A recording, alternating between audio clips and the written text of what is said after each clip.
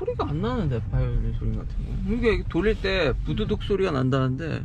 모르겠는데? 그렇지, 모르겠죠. 오토홀드 넣으면 이런 나네. 근데 이게 끽끽 소리가 난다는데. 근데 끄덕끄덕 소리는 나도 끽끽 소리는 안 나지. 안녕하세요, 일렉트로캠입니다. 오늘은 왜 자율주행이 힘든가에 대해서 조금 더 파보려고 합니다. 그 전에 제가 드디어 구독자님들의 숫자가 2,000명을 돌파했습니다. 정말 진심으로 감사드립니다. 여기까지 오면서 유튜브라는 것에 대해서 좀 알게 되었다고 할까요? 그런 것도 오늘 한번 이야기해 보려고 합니다. 그러니까 유튜브를 하면서 느낀 점, 잊어먹기 전에 그 모델 3의 에어백이 어디 있냐고 여쭤보신 분이 계셔서요. 당연히 이제 드라이버 쉿은 이렇게 핸들에서 나오는데, 궁금해하시는 분들이 아니 조수석에선 도대체 에어백이 어디 나오냐고 질문하신 분이 계신데, 제가 답변이 많이 늦었습니다. 찾아보니까 요 뒷면에 있더라고요. 그래서 이 패널 뒤에 이렇게 그 장치가 있어서 그 사이로 이렇게 팡 튀어나오는 겁니다. 시뮬레이션 상으로는 이렇게 나오게 되고요. 여기 보면 색깔이 여기 연결돼 있죠. 여기서 터져가지고 이렇게 밀려 나오는, 그렇게 되어 있습니다. 제가 이게 지난 3개월 동안 유튜브를 하면서 이게 예상된 수익입니다. 전 아직도 구글로부터 돈을 받지 못하고 있고요. 이렇게 핀이나 이렇게 시키는 대로 여러 가지를 했는데, 이 생각보다 딜레이가 크더라고요. 이렇게 어널리틱에는 수익이 나오는데 별로 오는 게 없어서 구글에 물어봤더니 기다리라고 하더라고요. 또한 리퍼럴 코드를 통한 수익이 있죠. 근데 이제 돈을 받는 건 아니고, 한국과 미국은 다르죠. 테슬라의 슈퍼차저 1000마일을 받는데, 그마저도 좀 몰랐는데 그걸 쓰지 않으면, 6개월 안에 쓰지 않으면 익스파이어가 되더라고요. 그리고 많은 분들이 제 리퍼럴 코드를 써주셔서 정말 감사합니다. 정말 감사드리는데, 아직 차량을 인도받으신 분은 한 분밖에 없으셔서 제가 딱 1000마일만 받았습니다. 그리고 테슬라 홈페이지에 유튜브 채널을 통한 홍보는 괜찮다고 하더라고요. 이런 식으로. 그래서 혹시나 추후에도 이런 리퍼럴 코드를 제가 이제 쓰는 거에 대해서 문제가 생긴다면 바로 삭제하도록 하겠습니다. 수익 인증도 해드렸듯이 리퍼럴 코드 수익도 그렇고, 제 채널은 저는 이것을 계속 취미 생활로 가져갈 생각입니다. 본격적으로 뛰어들기엔 제 능력도 많이 부족하고, 수익이 이거는 제 취미로. 그래서 앞으로 제 채널은 저의 생각과 의견을 좀 더 강력하게 어필할 생각입니다. 물론 구독자님 의견들도 반영이 되고, 그거에 대해서 비판과 반론을 제기해 주셔서 굉장히 저는 겸허하게 감사하게 받아들일 생각입니다. 그래서 이렇게 토론을 이어가면서 저도 테슬라에 대해서 굉장히 많은 걸 알게 되었습니다. 이 채널을 운영하면서 진짜 정말 많은 걸 공부하게 돼서 정말 구독자님께 정말 감사드리고, 저도 이 채널을 통해서 많은 걸 알게 돼서 앞으로 저도 이런 일을 계속 매일 하면서 더 알아가는 계기로 삼으려고 합니다. 자, 그러면 오늘의 주제인, 왜 이렇게 자율주행이 힘든가, 한번 그것을 알아보려고 합니다. 웨이모든 테슬라든 딥러닝은 필수입니다. 자율주행을 하는 데 있어서. 근데 자율주행을 하는데 딥러닝이 필수다. 그리고 전 영상을, 제 영상을 좀 참조하시면 결국 데이터가 굉장히 많이 필요합니다. 진짜 많이 필요한데, 제가 이 글에서 제가 이렇게 반했던 점은, 아니 근데 지금 굉장히 많은 데이터가 쌓이지 않았나? 라고 했는데, 생각보다 데이터가 아직도 부족하더라고요. 부족하고 더 재미났던 사실은 특정 사고에 대한 데이터가 매우 부족하다라는 점을 알게 되었습니다. 그러니까 제 연구랑 사실 매우 비슷한데, 그러니까 잘 돌아가는 거에 대해서는 데이터가 넘칩니다. 근데 사실 우리가 관심 있는 거는 매우 희귀한 거죠. 그러니까 사고라든지 어떤 특정 사고들. 그러니까 이번에 우버의 자율주행차가 사고 나면서 알게 됐는데, 그런 케이스들, 우리가 사고가 나는 거는 다 예측 불가능, 인간이 실수하기도 하지만 예측이 좀 안 되는 그런 부분들이 있는데, 그런 케이스가 너무 희귀했던 거죠. 그러니까 있긴 있는데 딥러닝이 그걸 충분히 학습할 만큼의 데이터가 부족했던 거죠. 그 부분이 저는 굉장히 와닿았거든요. 그냥 데이터가 많다고 한 게 중요한 게 아니라, 그 데이터들 중 사고 데이터들이 사실 우리가 회피하려면은 자율주행차들이 사고가 안 내려면 그 사고에 대한 데이터들이 좀 많아서 그걸 딥러닝에 학습을 시켜야 되는데 사실 사고가 생각보다 잘 안 일어나더라고요. 그 사고에 대한 통계도 봤는데 미국에서 아주 페이럴한 액시던트, 이건 진짜 위험한 액시던트는 원 페이럴 액시던트는 이게 몇 마일이죠? 1밀리언, 1억만 마일, 그러니까 1억 6천 킬로마다 한 건씩 난답니다. Human driving produce one fatal accident in every 1억 6천만 킬로미터. 생각보다 그렇게 fatal accident가 안 나는 거죠. 그래서 그거에 대한 데이터가 부족한 거죠. 현재 웨이모가 2천만 마일을 달렸고 뭐 테슬라는 더 달렸다고 하지만 그러니까 인간이 이 정도로 이런 fatal한 accident를 생각보다 내지 않기 때문에 이제 자율주행을 시작한 거지 않습니까? 이거에 대한 케이스가 부족한 겁니다. 그러니까 데이터가 쉽게 얘기하면 결국은 더 많이 필요해야 되고 실제로 그런 희소한 데이터가 더 많이 필요한데 그 희소한 데이터는 또 가격이 무지무지 비싸답니다. 그래서 그거를 해결하기 위해서 실제로 사람이 투여되기 때문에 비싸고요. 그리고 이제 시뮬레이션 보면은 엄청나게 게임같이 카 시뮬레이션을 통해서 이것을 한번 이제 재현해 보려고 많이 노력을 하고 그거를 학습하려고 무지무지 노력을 한답니다. 그럼에도 불구하고 우리가 일어나는 그런 사고 케이스들이 생각보다 많지 않기 때문에 그 트레이닝이 잘 안 된답니다.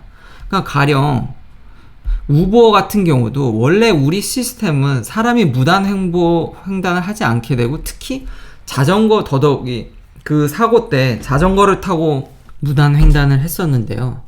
이런 케이스에 대한 학습이 거의 되지 않아서 차가 전혀 그 오브젝트를 전혀 구별하지 못했고요. 그러니까 인간은 예상치 못한 일을 하는데 이게 딥러닝에는 이런 것들이 다 학습이 안 되는 거죠. 그리고 이런 일이 일어났을 때 어떻게 대처를 하는 거를 해놨어야 되는데 지금 현 수준은 그냥 나 모르겠어 하고 그냥 받아버린 거죠. 참 이런 희소한 데이터들, 그러니까 사실 딥러닝에도 트랜스퍼 러닝이라고 해서 기존에 있는 러닝 학습 효과를 통해서 굳이 딴 학습을 시키지 않아도 확장시키는 방법이 있긴 한데요. 그게 아직까지 그렇게 뭐 매끄럽지 않습니다. 결국 거기에도 데이터로 일정량을 넣어야 되는데 결국 이 기고문의 가장 핵심은 뭐냐면 우리가 자율주행차들이 사고를 미연에 예방하고 이걸 피해가려면 그거에 대한 케이스를 미리 학습을 해야 되는데 그걸 학습시키기가 무지무지 어렵다는 게 이 글의 결론이었습니다. 그래서 여기서도 제 생각과 동일하게 인프라스트럭처에서 어느 정도 도와주지 않으면은 자율주행이 과연 가능할지에 대해서 의문을 많이 제기를 하고 있더라고요. 그리고 여기 보면은 실제로 폭스바겐 CEO 분께서는 자율주행차는 never happen이라고 얘기하셨습니다. 참 이건 너무 센데 그래서 저는 굉장히 이 기술이 되긴 될 텐데 굉장히 더디고 굉장히 이 글을 읽고 나서 느낀 점은 근시일 내는 절대 안 오겠구나. 정말로 짧은 시일 내는 오기가 쉽지 않겠구나. 그렇지만 역으로 또 하나 느낀 점이 뭐냐면 만에 하나 이걸 달성한 회사는 진짜 완전 골드마인, 완전히 시장을 장악하게 되고요. 그러니까 자율주행을 위해서 그 학습된 데이터량은 무지막지해서 이거를 어떻게 훔쳐가기도 쉽지가 않고 데이터를 일종의 카피하기도 힘들고 일부 연구원들이 이걸 가져가는 것도 그러니까 어떤 무슨 핵심 키포인트라는 게 있는 게 아니라 꾸준히 계속 이거에 대해 어떻게 하면 머신한테 학습해야 되는지 꾸준한 튜닝을 통해서 도달해야 되는 거기 때문에 먼저 도달한 사람이 사실상 시장을 다 제패할 확률이 높습니다. 그리고 이 기술은 남한테 잘 전가도 안 되고요. 그러니까 어떤 하나의 이거는 뭐랄까 진짜 옛날 같이 뭔가 특허라든지 반도체 기술 레시피를 빼가는 수준이 아니라 정말 장인 정신으로 만들어야 된다는 기술이라는 건 저는 그렇게 이해를 했습니다. 그래서 여길 먼저 선점하는 회사는 사실상 이제 이 시장을 다 그냥 먹는 거죠. 그래서 현재 많은 회사들이 돈을 많이 쏟아붓고 있는데 말씀드린 그런 단점 때문에 쉽지는 않을 것 같습니다. 그래서 마지막 한 가지 더 첨언드리면 그러니까 결국 근시일 내에 세이프하지도 않고 그리고 여기 보면 뭐 자율주행에 대해서 환경적인 면으로 좋냐 나쁘냐 이런 셀프 드라이빙 차들이 돌아다니면 정말 사람들이 차를 덜 타고 다닐 거냐 뭐 이런 다 예상치를 해놨는데요. 뭐 결국은 도움이 전혀 그렇게 연구 결과는 썩 나아지지 않는데, 왜 우리는 이걸 해야 되냐면 그래도 주행 보조 장치로서는 의미가 있고, 특히나 장애인분들이 더 차를 잘 운영할 수 있게 된다는 거죠. 그러니까 인간의 판단 위에 이걸 보조하는 수준은 지금 굉장히 높이 와 있거든요. 그리고 이 보고서에서 제가 하나 마음에 안 드는 거는, 그러니까 자율주행을 평가하는 기준이 이제 데이터, 그러니까 데이터 양이 중요한 거고요. 그 안에 사고 데이터라든지 그 케이스가 어떻게 되는지는 알 수 없지만, 이래도 일단 많은 게 장땡이고요. 그리고 디스인게이지먼트 데이터, 그러니까 얼마나 자율주행하다가 끊어졌냐를 평가하는 게 굉장히 중요한데, 여기서 이 두 가지 기준으로 봤을 때 여기서도 구글의 웨이모를 첫 손으로 꼽았습니다. 근데 저는 이거에 대해서 동의하지 않는 이유는, 왜냐면 테슬라가 디스인게이지먼트 데이터를 안 냈거든요. 그래서 현관에서는 디스인게이지먼트 데이터를 안 내는 거는 자신이 없기 때문에 안 내는 거 아니냐.